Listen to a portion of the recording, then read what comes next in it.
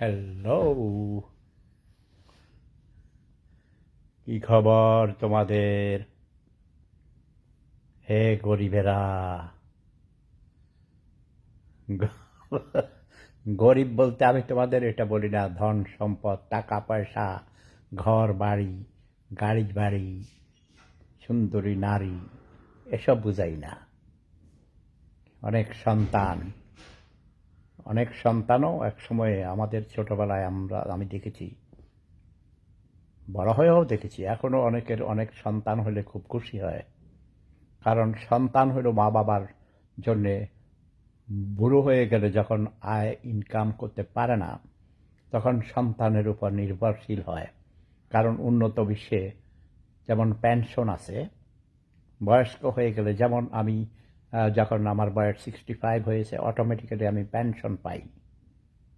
হ্যাঁ, আমার চিকিৎসা, আমার থাকা, আমার খাওয়া, আমার সব কিছু, মৃত্যুর পরেও আমার মৃতদেহ কীভাবে দাফন করবে, কোথায় কী করবে, সব কিছু রাষ্ট্রের দায়িত্ব।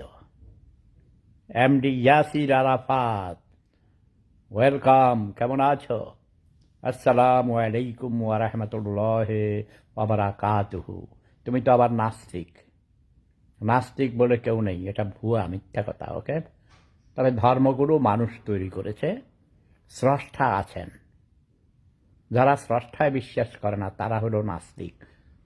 নাহি আস্থা যাহাতে, কাহাতে? স্রষ্টাতে। স্রষ্টায় যাদের আস্থা নেই তারা হলো নাস্তিক। এটা নাস্তিক বলে কেউ নেই, এটা ভুল ধারণা। কিছু কিছু অর্ধশিক্ষিত মূর্খ গরিব ছোট লোকেরা বলে আমি নাস্তিক, আমাকেও নাস্তিক বলে। হাই টিপু চৌধুরী, কী খবর, কেমন আছো? আচ্ছা, মানুষের বয়স যত বেশি হয় তখন মানুষ বেশি স্রষ্টার প্রতি, ধর্মের প্রতি বা অনেক কিছুর ব্যাপারে অনুগত হয়, আনুগত্য প্রকাশ করে, তাই না?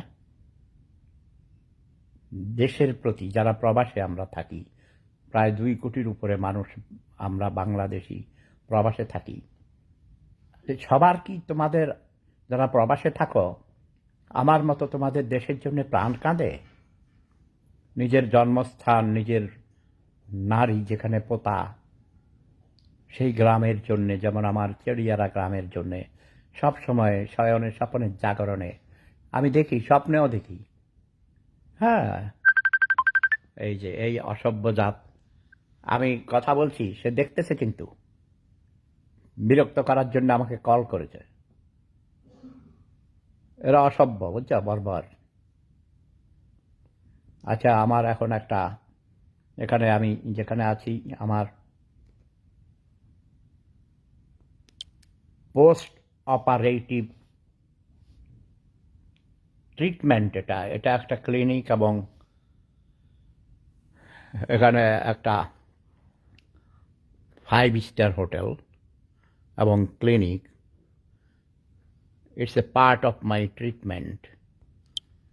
আমি এখানে 22 দিনের জন্য এসেছি, কিন্তু আমাকে ওরা 1 মাস থাকতে বলছিল। আমি বলছি না, এতদিন থাকবো না। যত সুন্দর, যতই উন্নত হোক, নিজের বাড়ি, নিজের বাসা, তাই না? কাঁচা হোক তবু ভাই নিজেরই বাসা। তো আমি যেটা বলছিলাম, যে দেশের জন্য মায়া লাগে, দেশের মানুষের জন্য মায়া লাগে, আপনজনদের জন্য অনেক মায়া লাগে, মিস করি আমরা। তো যখন দেশের মানুষ ভালো থাকে, খবর দেখে যদি আমরা মনে করি যে দেশে পলিটিক্যাল একটা স্ট্যাবিলিটি, মানে শান্তিপূর্ণ অবস্থান বিরাজ করছে, শান্তিপূর্ণ অবস্থা বিরাজ করছে, তাহলে আমরাও শান্তি পাই, তাই না? মনে শান্তি লাগে। আর যখন দেখি হত্যা, রাহাজানি, ধর্ষণ, খুন, চাঁদাবাজি, এই ধরনের দৌরাত্ম্য, বিএনপি ক্ষমতায় আসার আগেই 5 তারিখে যখন শেখ হাসিনা ভারতে চলে গেলেন নিজের প্রাণ বাঁচাবার জন্যে, তারপর থেকে লুটপাট শুরু করেছে, লুটপাট, হত্যা, রাহাজানি, জামাত শিবির, বিএনপির লোকরা ক্ষমতা দখল, সব কিছু মিলিয়ে দেশকে একটা মগের মুলুক বানিয়ে দিয়েছে। প্রফেসর মোহাম্মদ ইউনূস কোনো রাজনীতিবিদ না, তিনি উল্টাপাল্টা সিদ্ধান্ত দিচ্ছেন। তিনি কোথাকার কোন করিমুদ্দি ধৈর্যাই না তার সহকারী বানাইছে, এবং আমেরিকাতে নিয়ে প্রেসিডেন্ট ক্লিন্টনের একটা অনুষ্ঠানে, যে প্রেসিডেন্ট ক্লিন্টন তাকে নোবেল পুরস্কার পাইয়ে দিয়েছিলেন, প্রেসিডেন্ট ক্লিন্টনের স্ত্রীকে অনেক কোটি কোটি টাকা ঘুষ দিয়েছে, টাকা দিয়েছে তাদের চ্যারিটি অর্গানাইজেশনে। এই ডক্টর ইউনূস একজন অসৎ লোক, সে বাংলাদেশের কত হাজার কোটি টাকা ট্যাক্স ফাঁকি দিয়েছে। সে কাকে নিয়ে করিমুদ্দি ধরে নিয়ে গেছে, যে বিপ্লবের এই আন্দোলনের মাস্টার মাইন্ড। আচ্ছা তোমরা বলো তো দেখি, এই শেখ হাসিনাকে তার পাহাড় প্রমাণ জনপ্রিয়তাকে শব্দ বোমা মেরে মেরে কে তাকে এই দেশ থেকে তাড়িয়েছে? আমার পিঁপড়া বাহিনী দিয়ে কে আন্দোলন শুরু করেছে?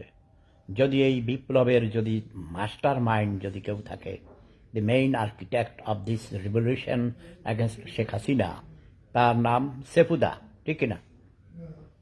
ইয়াস। সবাই ভালো থাকুন, সুস্থ থাকুন। প্রেম ধর্ম সেরা ধর্ম, লাভ ইজ পাওয়ার।